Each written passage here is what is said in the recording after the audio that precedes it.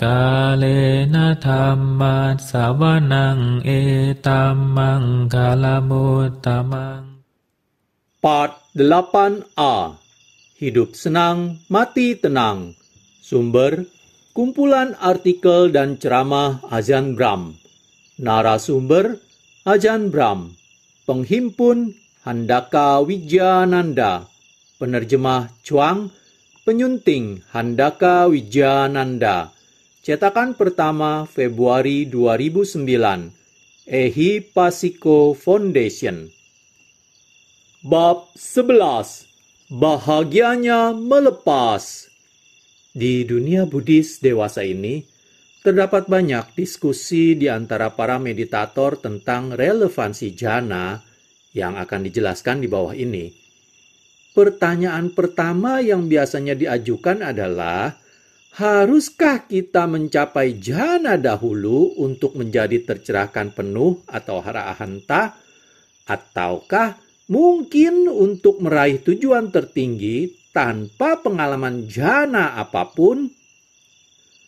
Mereka yang menanyakan pertanyaan itu biasanya adalah mereka yang belum mengalami jhana. Sulit untuk melakukan apa yang diperlukan untuk merealisasi jhana. Jadi kebanyakan orang yang mengajukan pertanyaan ini ingin diberitahu bahwa jhana tidaklah penting. Mereka ingin diberitahu bahwa ketidakmampuan mereka bukanlah suatu halangan. Mereka menginginkan jalan yang cepat dan mudah menuju nibbana. Orang-orang seperti itu akan merasa senang dan bahkan terilhami oleh seorang guru yang memberitahu mereka tentang apa yang mereka ingin dengar, bahwa keadaan jhana-jhana ini tidaklah diperlukan. Dan mereka ingin mengikuti ajaran tersebut karena ajaran tersebut gampang. Sayangnya, kebenaran itu jarang yang gampang dan jarang setuju dengan apa yang ingin kita dengar. Di sisi lain, seorang meditator yang telah akrab dengan jhana-jhana akan mengenali mereka sebagai keadaan bahagia dari pelepasan. Dan dari sana, dalam pengalaman melepas, diketahuilah melepas yang relevan dengan jhana. Jhana pertama adalah hasil alami dari melepas yang berkenaan dengan kesenangan indera atau kama sukha. Maksudnya adalah segala sesuatu, bahkan demi kenyamanan belaka, di alam 5 indera eksternal, penglihatan, pendengaran, penciuman, pengecapan, dan perabaan. Di dalam jhana pertama, melalui pencabutan yang penuh dan berlanjut dari semua kesenangan panca indera, meditator kehilangan semua sensasi tubuh, dan panca indera eksternal ini lenyap. Mereka diam sepenuhnya di dalam indera keenam, yaitu pikiran murni, dan tenang dalam keheningan kebahagiaan sejati. Buddha menyebutnya sebagai kebahagiaan pelepasan atau kebahagiaan melepas. Jhana kedua adalah hasil alami dari pelepasan pergerakan perhatian yang sangat halus yang mengarah dan memegang objek pikiran yang bahagia ini. Tak kala goyangan terakhir dari perhatian ini dilepaskan, kita bahkan mengalami kebahagiaan yang lebih besar dari keheningan sejati sepenuhnya atau samadhi, di mana pikiran sepenuhnya manunggal dan tak bergerak. Jhana ketiga adalah hasil alami dari melepas kegairahan halus dari kegiuran, dan jhana keempat adalah hasil alami dari pelepasan kebahagiaan itu sendiri untuk menikmati keseimbangan batin yang paling mendalam dan tak tergoyahkan. Di dalam Buddhisme, pengalaman bukan spekulasi, bahkan semakin tidak adanya keyakinan membuta adalah kriteria bagi pemahaman. Seorang meditator semata-mata tidak memahami arti penuh dari ketenangan, kegiuran, kebahagiaan, atau keseimbangan batin sebelum mereka akrab dengan jana-jana. Tetapi pengalaman jana-jana, tahap-tahap pelepasan ini memberikan kita pemahaman langsung melalui pengalaman dari fenomena batin ini, khususnya kebahagiaan, suka, dan penderitaan, duka. Hal itu sama seperti seekor berudu yang melewatkan seluruh hidupnya di dalam air, tetapi tidak memiliki pemahaman tentang air, karena dia tidak mengetahui hal lainnya. Lantas, ketika dia tumbuh menjadi seekor katak, keluar dari air, dan mendarat di tanah kering, barulah dia mengetahui sifat air maupun jalan menuju daratan. Dalam perumpamaan ini, air melambangkan duka, daratan kering melambangkan jana, bukan nibbana. Si katak masih membawa sedikit air di kulitnya ke daratan. Dan jalan menuju daratan melambangkan pelepasan. Dengan cara ini, praktek jana menyingkap jalan menuju pengakhiran sepenuhnya duka. Meditator yang mencapai jana pada akhirnya akan bertanya, mengapa jana-jana ini begitu luar biasa membahagiakan? Mereka akan menemukan sendiri jawaban yang jelas, karena mereka adalah tahapan-tahapan pelepasan dari apa yang mereka sekarang lihat sebagai bentuk-bentuk halus penderitaan.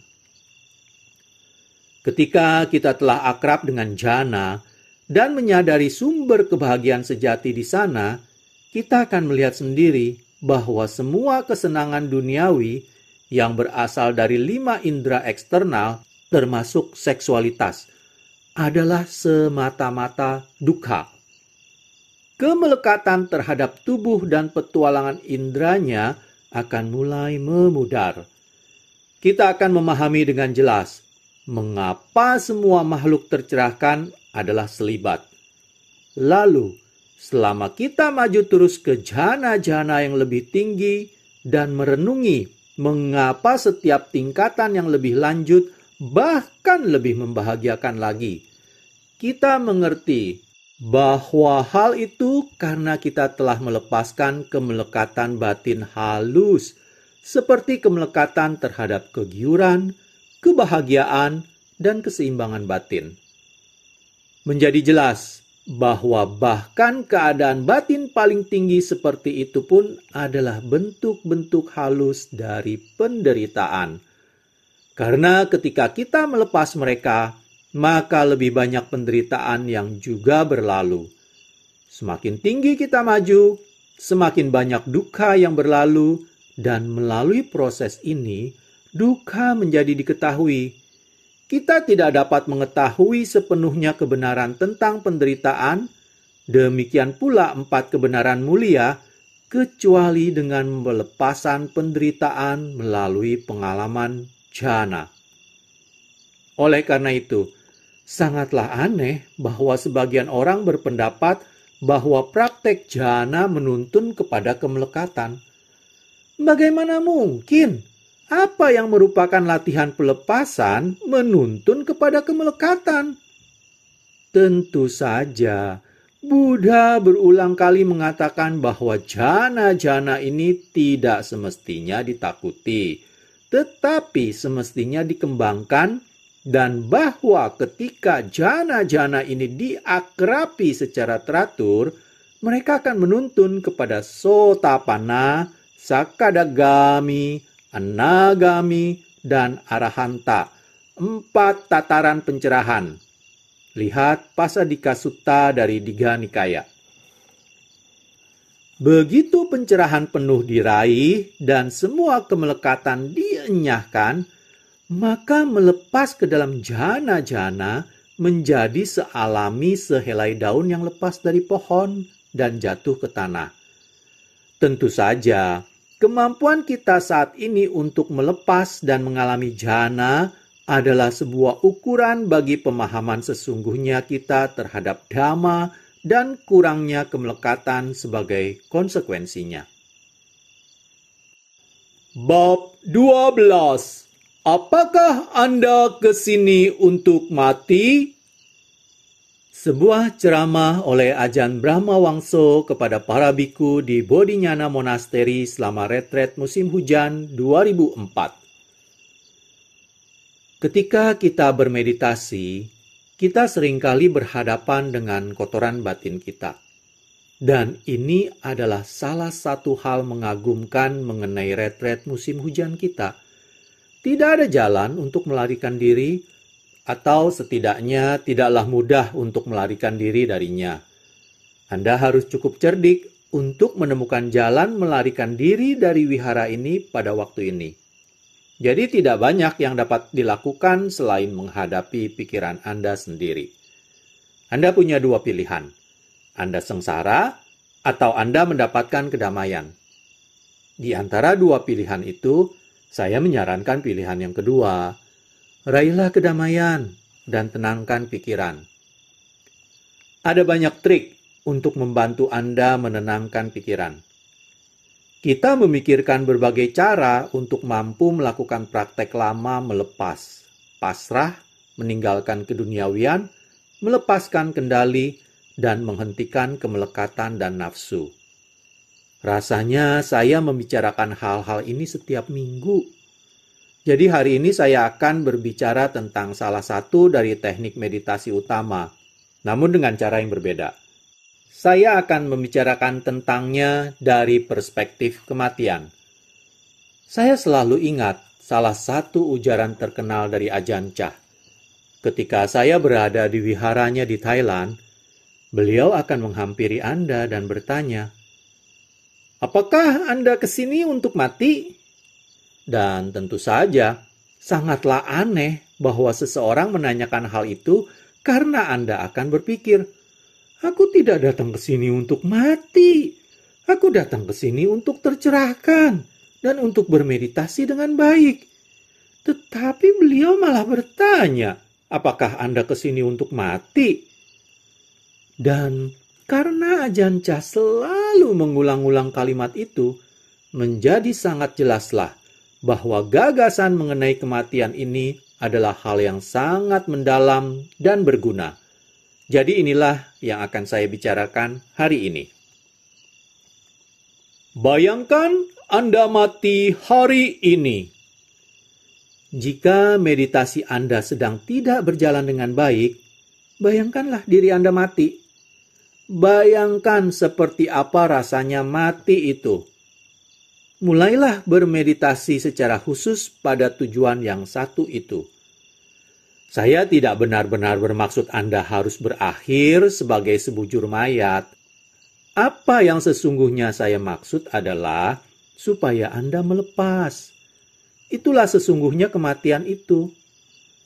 Ketika seseorang mati, ia harus melepas. Ia harus menanggalkan segala sesuatu yang milikku, yang terkasih, dan yang menyenangkan, terenggut dari Anda ketika Anda mati.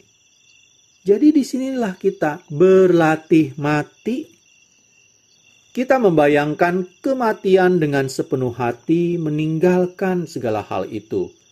Yang dalam konteks ini, kita secara jelas menyadari bahwa hal-hal itu bukanlah milik kita. Mereka bukanlah milikku. Mereka bukanlah suatu diri atau atta seperti yang kita daras dalam Anatta Lakhana Sutta, Samyutta Nikaya 22.59. Sekarang, bayangkan diri Anda sedang duduk bermeditasi dan melepas segala sesuatu yang Anda senangi. Semua proyek-proyek kecil, rencana-rencana, dan urusan-urusan yang Anda miliki. Letakkan mereka dalam perspektif kematian, sehingga Anda benar-benar dapat melepas mereka. Dalam perspektif ini, sangatlah mudah untuk melepas segala hal. Beberapa saat yang lalu, seseorang mengajukan beberapa pertanyaan kepada saya mengenai Ratthapala Sutta, Majjhima Nikaya 82. Saya membaca sutta itu pada hari yang lain. Dan sutta itu menyatakan ungkapan yang indah mengenai alasan-alasan bagi seseorang untuk melepas. Begitu banyak orang meninggal dengan urusan yang tak terselesaikan. Mereka meninggal dengan tetap bernafsu. Mereka meninggal dengan hal-hal yang tidak tuntas. Jadi, sudahkah Anda menuntaskan semua tugas Anda? Sudahkah Anda menunaikan tugas Anda di wihara ini? Satu-satunya cara untuk melakukan hal tersebut adalah dengan mengingat ujaran lama dari ajaran Buddha Dasa. Apa yang sudah selesai, ya selesai. Dan jika Anda dapat memahami makna mendalam dari kalimat tersebut, barulah Anda dapat benar-benar meninggalkan masa lalu Anda. Apapun yang telah berlalu, Anda telah selesai dengan hal itu. Anda benar-benar meninggalkan hal itu karena Anda membayangkan diri Anda sedang sekarat. Jika ini adalah momen kematian Anda, segala urusan dan tetek bengek yang lalu itu menjadi tidak penting. Apalah pentingnya ucapan orang ini atau apa yang dikerjakan orang itu? Apalah pentingnya segala kepemilikan Anda di pondok Anda? Semua buku, jubah, dan benda-benda Anda lainnya. Yang sebagai biku dan pemeditasi terlalu banyak Anda cemaskan. Anda tidak perlu mencemaskan fashion terbaru, mangkuk terbaik, atau jenis jubah, atau jenis tas yang ini untuk keperluan yang itu, atau jenis tas yang itu untuk keperluan yang ini. Itulah yang namanya materialisme. Bayangkan diri Anda sedang sekarat sekarang. Mengapa Anda mencemaskan hal-hal seperti itu? Anda hanya punya sisa 1 hari. Jadi sebuah tambalan sudah cukup untuk jubah. Anda tidak perlu mendapat yang baru. Bayangkan diri Anda sedang sekarat saat Anda duduk bersila di atas bantal meditasi Anda, atau dimanapun Anda duduk. Ketika Anda membayangkan diri Anda sedang sekarat, semua hal yang mengacaukan meditasi Anda dan memenuhi pikiran Anda mulai menghilang. Benda-benda di dalam pondok Anda telah menyelesaikan tugas mereka. Mereka telah membawa Anda sejauh ini. Anda tidak lagi memerlukan mereka karena Anda sedang sekarat sekarang. Semua kerabat dan teman Anda meninggalkan mereka semua. Jadi, Anda tidak membawa mereka ke dalam meditasi. Anda bayangkan hal ini terjadi dan Anda benar-benar datang ke tempat duduk ini untuk meninggalkan dunia Anda. Anda meninggalkan masa lalu Anda. Adalah hal yang menarik berjalan melintasi pekuburan di kota dan melihat bahwa pada tahun-tahun awal setelah kematian seseorang, di sana ada sebuah batu nisan. Barangkali karena ada orang yang mengingatnya. Tetapi setelah 20, 30, atau 40 tahun, mereka akan membuldoser makam itu karena tanahnya sangat mahal dan mengubur orang lainnya di sana. Jadi, bahkan batu nisan Anda pun hancur menjadi debu. Semua catatan kehidupan Anda di sini telah bubar, karena tak seorang pun ingat siapa gerangan Anda atau apa yang telah Anda lakukan. Bukankah hal itu indah? Jadi mengapa tidak melakukan hal itu sekarang? Bulldoserlah gagasan mengenai siapa Anda ini, mengenai diri Anda. Jangan lekati reputasi Anda. Saat saya mengatakan jangan lekati reputasi Anda, maksud saya jangan lekati masa lalu Anda, dari mana Anda berasal, dan anggapan Anda tentang diri Anda. Ketika Anda memikirkan sebuah batu nisan bagi tubuh ini, dengan nama Anda yang menandakan siapakah diri Anda di wihara ini, dari mana asal Anda, berapa wasa yang telah Anda lalui, apakah Anda seorang biku, samanera, atau anagarika. Bayangkan batu nisan granit ini hancur jadi debu hingga tak ada catatan kehidupan Anda yang tersisa. Hanya dengan begitulah Anda dapat benar-benar mengatakan bahwa Anda sudah meninggalkan tubuh ini beserta segenap sejarahnya. Bayangkan betapa bebas rasanya ketika Anda meninggalkan masa lalu Anda. Hal itu tidak akan muncul ke dalam meditasi Anda. Seolah-olah hal itu telah lenyap, Anda terbebas. Kepompong kematian.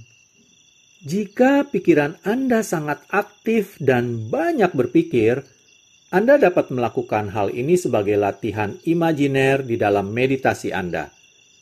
Berdayakan pemikiran itu. Jika Anda akan berpikir, mari kita manfaatkan hal itu. Jika Anda tidak dapat mengalahkan mereka, bergabunglah dengan mereka. Mulailah membayangkan diri Anda sebagai sebuah batu nisan yang berserakan. Masa lalu Anda lenyap bagai selembar kertas yang tersobek dari sebuah diary. Terbakar jadi abu dan dibuang ke 4 penjuru angin. Jadi Anda tidak memiliki catatan mengenai seluruh pencapaian Anda, tentang segala hal yang telah Anda perjuangkan dan kerjakan. Mereka semua telah berlalu. Pikirkan tentang semua urusan pencapaian dalam meditasi Anda. Mencoba untuk berada di suatu tataran. Apakah yang Anda mau buktikan? Bagi para meditator, begitu banyak meditasi datang dari suatu diri, dari ego. Ingin memecahkannya, ingin meraih jhana, ingin mendapatkan magga phala, buah dari jalan mulia berfaktor 8. Penyebab meditasi tidak berhasil adalah karena Anda sendiri. Andalah yang melakukan hal itu. Itu hanyalah satu hal lain lagi yang ingin Anda capai di dunia ini. Hanya sebuah pencapaian ego. Medali lain dapat Anda sematkan di dada ego. Itulah semuanya. Itulah sebabnya mengapa meditasi Anda tidak berhasil. Jadi, mengapa Anda tidak meninggalkan semua perolehan itu? Meninggalkan diri yang menginginkan semua hal itu. Karena pada akhirnya, tak seorang pun yang akan mengingat Anda. Anda akan menghilang dan memudar untuk selamanya. Jadi mengapa tidak melakukannya sekarang? Jalan untuk meraih pencapaian demi pencapaian adalah dengan cara meninggalkan mereka. Jadi kita meninggalkan gagasan-gagasan tentang diri kita ini, tubuh kita, masa lalu kita, dan masa depan kita. Karena pada kenyataannya, kita tidak dapat memiliki apapun. Setiap orang di wihara ini tidak punya masa depan di sini. Mengagumkan. Sebagai kepala wihara, saya tidak punya masa depan di sini. Anda mati untuk itu. Ketika Anda menjelang meninggalkan tubuh ini, masa depan Anda berlalu. Semua rencana Anda akan disobek. Anda segera kadaluarsa dari tubuh ini. Napas terakhir Anda akan segera tuntas. Di manakah rencana-rencana itu ketika Anda menjelang pergi? Ketika Anda akan meninggal? Jadi, ketika Anda membayangkan diri Anda sekarat pada momen saat ini juga, Anda meninggalkan semua rencana masa depan mengenai apa yang akan Anda lakukan ketika Anda meninggalkan tempat ini atau apa yang akan Anda lakukan minggu depan. Pembayangan dan perenungan atau refleksi pada kematian dengan cara ini dengan cepat akan membawa Anda ke dalam momen saat ini. Terkadang orang bertanya, bagaimana Anda bisa melakukan hal ini? Bagaimana Anda benar-benar mencapai kesadaran momen saat ini? Cukup renungkan kematian. Pikirkan momen ini adalah momen sekaratku. Bayangkan itu. Letakkan diri Anda dalam situasi tersebut dan Anda akan tahu apa itu kesadaran momen saat ini. Kematian adalah satu tindakan akhir dari pelepasan. Melepas tubuh Anda, indera-indera Anda, masa lalu dan masa depan Anda. Mengapa sulit melakukan hal itu? Karena ketika Anda mati, Anda melepas apa yang Anda pikir tentang diri Anda. Kematian bertentangan dengan pengakumulasian, dengan hidup, dengan menjadi sesuatu, yang semua itu adalah fungsi dari suatu diri, dari sebuah aku. Aku ingin menjadi, aku ingin hidup, aku ingin melakukan ini, itu, dan aku ingin mengumpulkan segala sesuatu. Aku ingin kepemilikan, pengalaman, dan pencapaian. Inilah jalan dunia yang menjaga sangsara terus berputar. Jalan kematian, jika kita tidak menolaknya, adalah jalan lenyapnya semua sangsara dan terenggutnya semua kepemilikan kita. Semua ilusi pemikiran bahwa kita adalah suatu tubuh dan pemikiran bahwa kita adalah harta benda kita, terenggut sudah. Hal ini menantang kita. Itulah sebabnya mengapa orang-orang takut pada kematian. Karena itu adalah kematian dari kepemilikan kita. Dan itu merupakan tantangan terhadap gagasan mengenai kepemilikan dan kendali.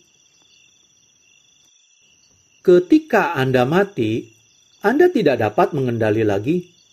Si pengendali juga mati, kadaluarsa. Saat kita membayangkan diri kita melakukan hal ini, menjadi jauh lebih mudah untuk benar-benar melepas segala sesuatu. Kita melepaskan tubuh kita.